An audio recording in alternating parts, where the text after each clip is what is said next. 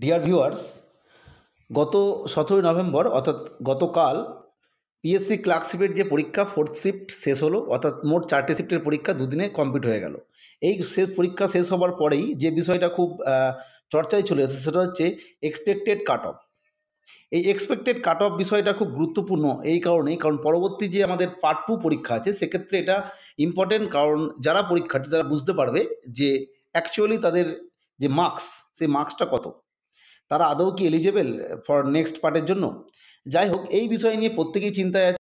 ফলে অনেকেই দেখছি এই কাট অফ নিয়ে কিন্তু আমাদের কমেন্ট সেকশনে জিজ্ঞাসা করছে।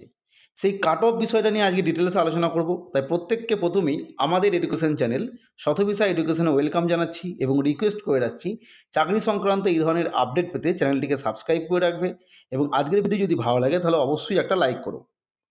মূলত আজকে আমরা কাট অফটা আলোচনা করব বলতে এই কারণেই, আমরা যেটা বলতে চাইছি যে কাট অফ কিন্তু এই মুহূর্তে অ্যানালাইসিস করা খুব সমস্যা। কারণ সবথেকে যেটা গুরুত্বপূর্ণ বিষয় হচ্ছে কোয়েশ্চেন পেপার। কোশ্চেন পেপার কিন্তু কারোর কাছে নেই, এবং একটি মাত্র কোশ্চেন পেপার তা নয়, মোট 4টি কোশ্চেন পেপার আছে এবং যার প্রশ্নপত্র ভিন্ন। ফলে যারা ক্যান্ডিডেটস রিভিউ থেকে কাট অফ বিশ্লেষণ করছেন সেক্ষেত্রে কিছু সমস্যা আমার মনে হয় থেকে গেছে। কারণ প্রত্যেকটা ক্যান্ডিডেট যে পরীক্ষা দিতে যাচ্ছে ক্লার্কশিপ, প্রত্যেকেই কিন্তু যে সিরিয়াস স্টুডেন্ট বা প্রত্যেকেই খুব সুন্দরভাবে প্রিপারেশন নিয়ে পরীক্ষা দিতে যাচ্ছেন এরকম নয়। ফলে অনেকেই দেখবেন যাদের পূর্ব অভিজ্ঞতা, যেটা আমাদের পরীক্ষা দেওয়ার সময়, নিজেদের পরীক্ষা দেওয়ার সময়, সেখানে দেখেছি অনেক ছেলে WBCS প্রিলিতে আমি দেখেছি হয়তো পরীক্ষা দিতে গেল, পরীক্ষা দেওয়ার পর হঠাৎ করে বলে দিল যে খুবই সোজা প্রশ্ন, এই সেই অনেক কিছু বললো, কিন্তু দেখা গেল সেই ছেলেটাই কিন্তু কাট অফ ক্লিয়ার করতে পারলো না।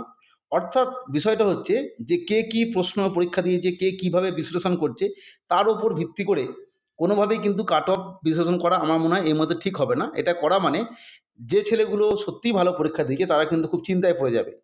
ফলে আমি আবারও বলছি, যবে এই কোশ্চেন পেপারটা, অর্থাৎ 4টে কোশ্চেন পেপার দিক বা 16টা কোশ্চেন পেপার দিক, যাই হোক মোটামুটিভাবে 4টে কোশ্চেন পেপার হাতে এসে যাবে, সেই জায়গা থেকে আমরা আলোচনা করতে পারবো যে কাট অফ কত হতে পারে।